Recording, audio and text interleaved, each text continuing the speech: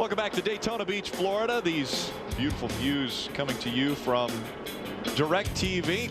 Today's aerial coverage is being brought to you by DirecTV. If you call yourself a sports fan, you have got to get DirecTV.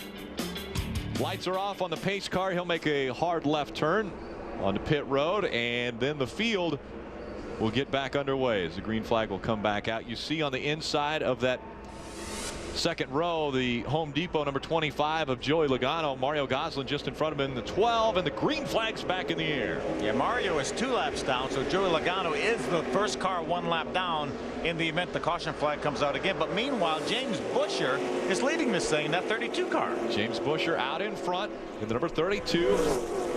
Again, the 12 of Mario Gosselin is 2 laps down to the field, so that's not a battle for the lead of this race. Matter of fact, he's got 2 lap down cars that are giving me a little bit of grief, I'm guessing, at this point. James Busher would probably like to get to the bottom of the racetrack.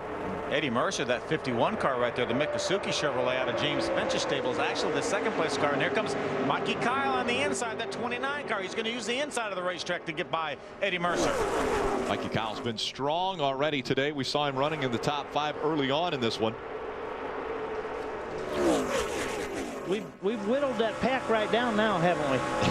At the halfway point. Yes. 40 laps of racing to go. We ride along with Patrick Sheltra. Matt Carter right in front of him, the 46 car. Matt wiggles a little bit, chases it up the racetrack. Patrick's running in the 5th spot. See him pedal the throttle a little bit. He actually had a little bit of a run on Matt Carter, decided to stay behind Matt. Obviously Matt against the double yellow line, so Patrick really couldn't go down there, although people are sneaking down there a little bit. Wow. Cars are moving around quite a bit. I was going to say, things are heating up already. Whoa. Another problem in turns 3 and 4. The 51.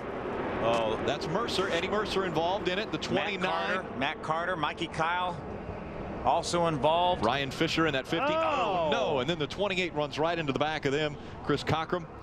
99, John Ferry are also involved. You see the 8, Brian Scott, Gabby DiCarlo in the 90.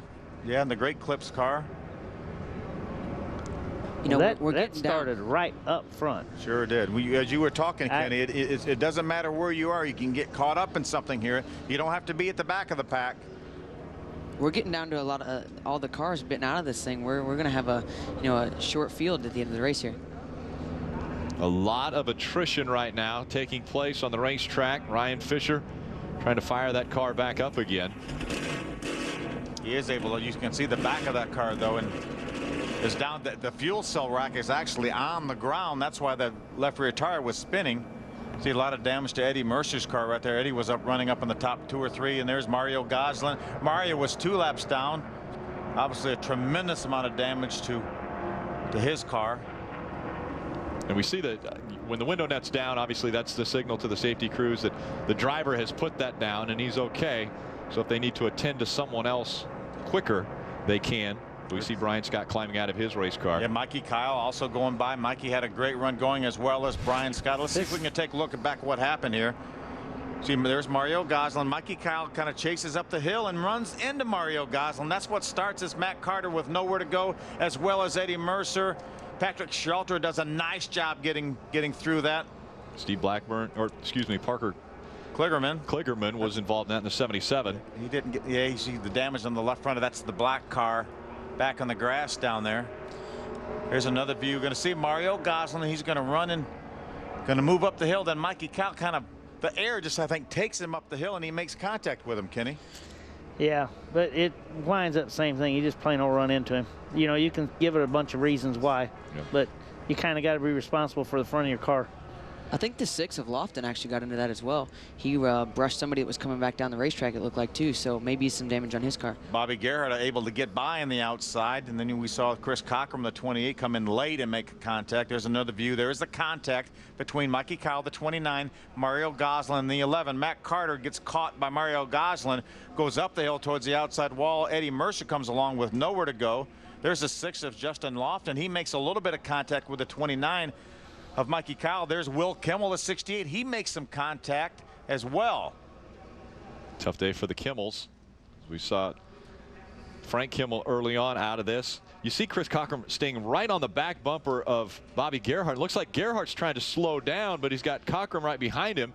And as Gerhart goes high, Cockrum goes low and right into two cars parked on the racetrack. Yeah, well, Chris Cockrum would have done well to have heated the Bobby Gerhart's trying to slow down there. Yeah.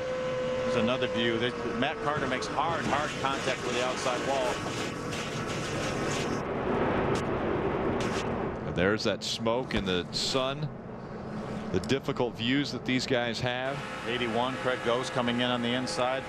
There's Ryan Fisher's on board. You see Gabby DiCarlo. Gabby's going to get caught up in this as well. There's the contact between Ryan Fisher and Gabby DiCarlo. Another shot to Ryan Fisher's car, the baby mum car. Ooh, and yet another one. I think I'll grab the steering wheel back again. That's when you don't take your helmet off and you don't get your seatbelt unstrapped. Watch Patrick Schifter. He's going to get through this now. Watch this. Oh, how close. He gassed it back up to shoot that gap. He did really good. He got off where he needed to and then gassed it back up. But you can see where that sun is factoring in there. Not much of a view at all for any of these guys. Really. There went our camera. Yeah, Eddie Mercer took care of that camera in the back of Matt Carter's Stein C car. There's Matt's roof camera. And again, Matt Carter hit that wall hard. Sure did. Just goes to show you what one big mistake really will do at a race like this. So many people get caught up in it and just coming along innocently and unfortunately wrong place at the wrong time. That's why they make you put a helmet on when you get in these things. You just never know what's going to happen. The second caution of the day happened on lap 30 and it involved 13 cars. Now our third caution happens at lap 40 and it involves 12 cars. So we talk about attrition. We're losing a lot of the field here very quickly as the sun is still setting in Central Florida.